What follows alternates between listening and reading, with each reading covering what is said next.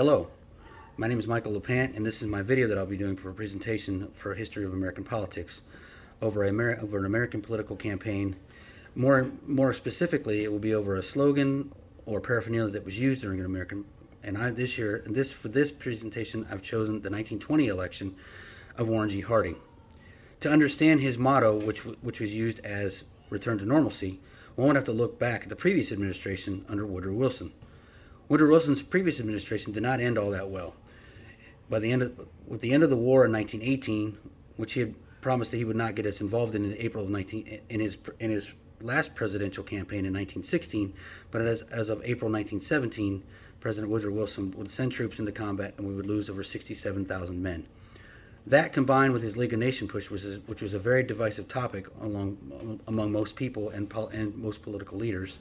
The Spanish flu epidemic in 1918, which infected over 300 million people.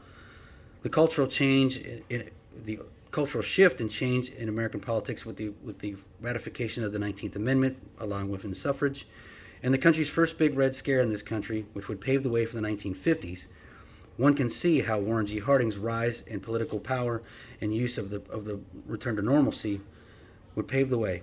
All this was even more compounded by the fact that Woodrow Wilson had not made his decision yet whether he was going to run for a third term. This had been the normalcy for every president up until that time.